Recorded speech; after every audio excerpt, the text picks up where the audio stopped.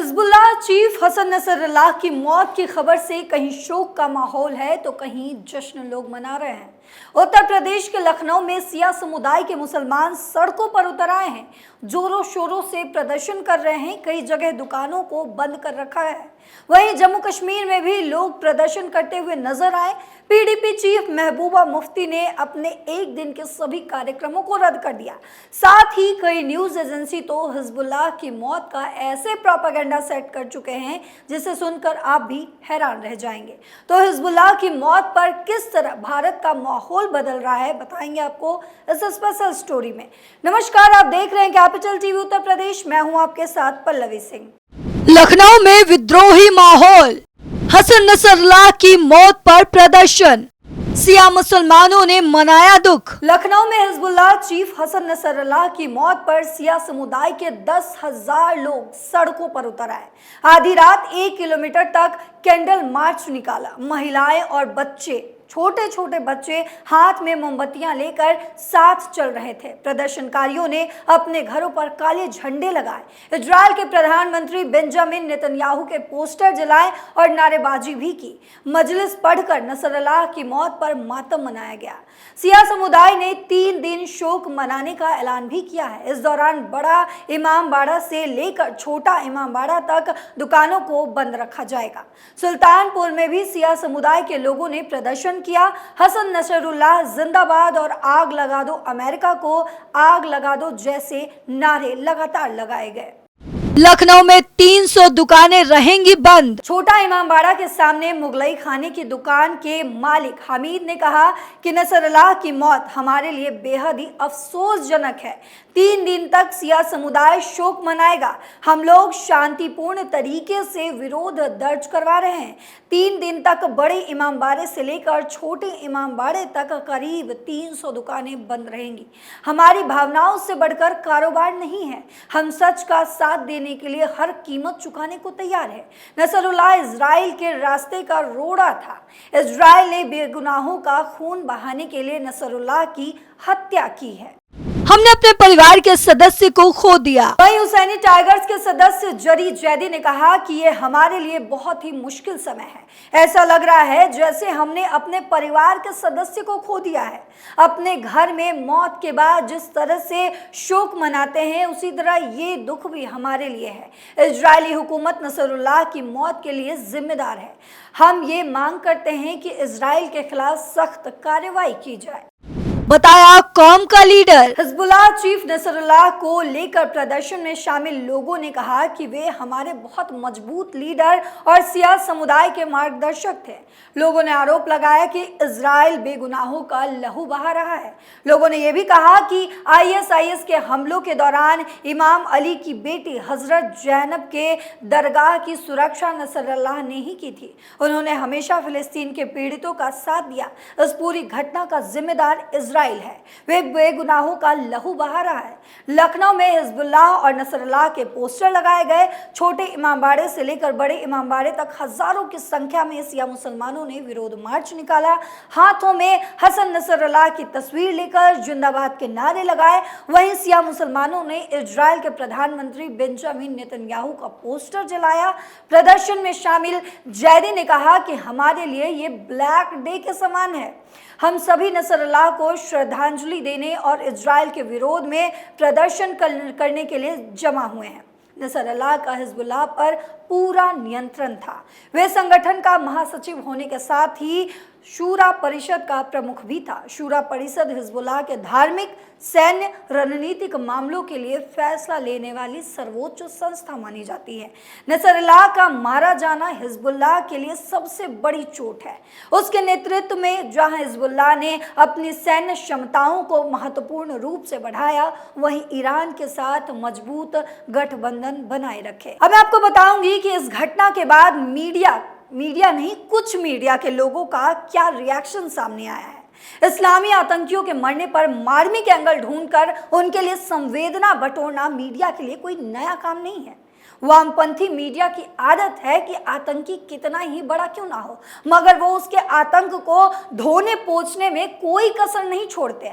हाल में मीडिया का यह चरित्र तब देखने को मिला जब इजराइल ने हिजबुल्लाह चीफ नसरुल्लाह को मौत के घाट उतार दिया। अमेरिका से लेकर सीरिया तक में लोग इस कार्रवाई पर खुश हुए, लेकिन वामपंथी मीडिया में तमाम लोग मातम पसरे हुए हैं। जैसे ही खबर आई कि इजराइल ने हसन नसरुल्लाह का आतंक दुनिया से खत्म कर दिया, उसके बाद ये मीडिया पोर्टल्स में उसके कुकर्मों का ब्यौरा छपने की होड़ लग गई। धीरे धीरे वैसे ये काम कई समाचार साइटों ने किया, लेकिन New York post, the guardian, BBC ने तो 2 कदम उठकर ये ऐसा प्रोपेगेंडा फैलाया कि पढ़ने में लगे कि नसरुल्लाह कितना भला आदमी था, जिसने हमेशा मुस्लिमों के साथ यहूदियों और ईसाइयों का अच्छा चाहा हो। लेकिन मैं आपको एक ब्रेकिंग न्यूज़ भी बता दूं इस बीच कि नसरुल्लाह का शव जो है वो मिल चुका है, उसकी पुष्टि भी हो चुकी है। NYT का प्रोपेगेंडा। पहले बात करते हैं न्यूयॉर्क टाइम्स की। न्यूयॉर्क टाइम्स ने हिजबुल्लाह चीफ को महान दिखाने के लिए बताया कि वो हमेशा से मुस्लिमों, यहूदियों और ईसाइयों के लिए समान फिलिस्तीन की कामना करता था। NYT ने आगे उसके लिए संवेदना बटोरने का भी काम किया।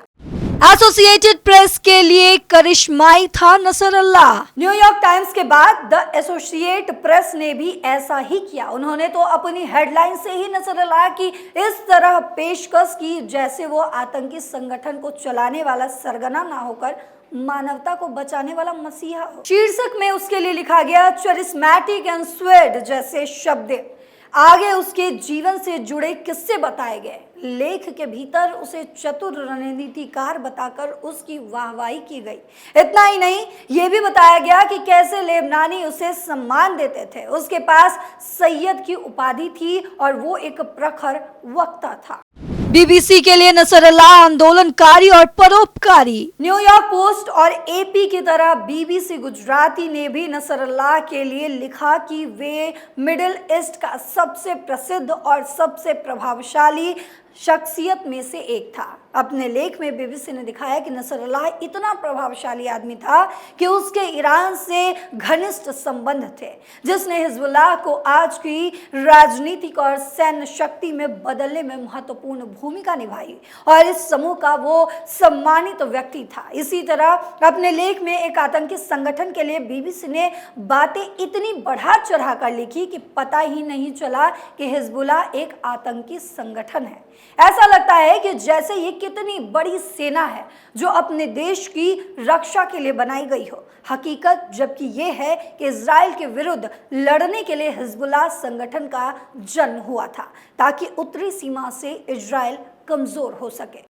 यूरो न्यूज के लिए हसन नसरुल्लाह इस्लामी नेता। इसी तरह यूरो न्यूज की हेडलाइन देखिए। यूरो न्यूज ने घोषित आतंकी हसन नसरुल्लाह को इस्लामी नेता लिखा है और ऐसे दिखाया जैसे इजराइल आतंकी संगठन है जिसका विरोध वो दशकों से करता है, जबकि सच्चाई तो यह है कि हिजबुल्लाह का अस्तित्व ही इजराइल के विनाश के लिए हुआ था। 7 अक्टूबर 2023 वो दिन था जब हमास ने इजराइल पर हमला बोला था। उसके अगले ही दिन हिजबुल्लाह ने भी हमला करवा दिया था। आतंकियों से संवेदना वामपंथी मीडिया का पुराना धंधा बन चुका है। आतंकियों से संवेदना वामपंथी मीडिया का पुराना धंधा।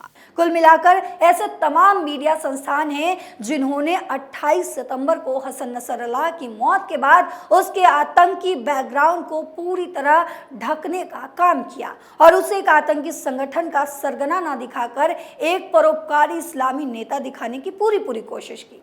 उसके बचपन के हालातों को खबरों के तौर पर मुख्य रूप से ऐसे चलाया गया जैसे गरीबी के हालातों से निकलकर उसने मानवता को बढ़ावा देने में और कितना बड़ा योगदान दिया है, जबकि हकीकत तो कुछ और ही है।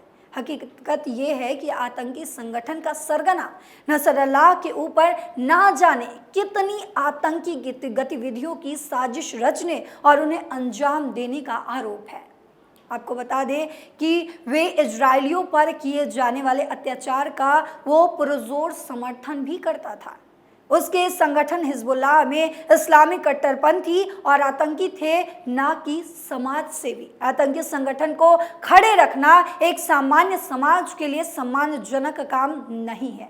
जो मीडिया अपने लेखों में बता रहे हैं वो सम्मानित व्यक्ति था, जबकि मीडिया को सच्चाई दिखानी चाहिए। हिजबुल्लाह एक आतंकी संगठन। आपको मालूम हो कि हिजबुल्लाह को अमेरिका, यूरोपीय संघ, इजराइल समेत 60 से ज्यादा देशों ने आतंकवादी संगठन घोषित कर रखा था, लेकिन फिर भी उसके लिए संवेदना वामपंथी मीडिया में बराबर रहा है। ठीक उसी तरह जैसे कभी बगदादी के लिए था, हमास के चीफ के लिए था, लादेन के लिए था। जिस हिजबुल्लाह को मात्र एक इस्लामी संगठन बनाकर मीडिया दिखा रहा, वो हकीकत में आतंकी संगठन है, जिसके बारे में मीडिया को खुलकर बताना चाहिए। इस पर आपकी क्या राय है? इस खबर पर आपके क्या विचार है? कमेंट बॉक्स में जरूर लिखते जाइएगा। फिलहाल मेरे साथ इतना ही। देश और दुनिया के तमाम खबरों के लिए देखते रहिए कैपिटल टीवी। नमस्कार।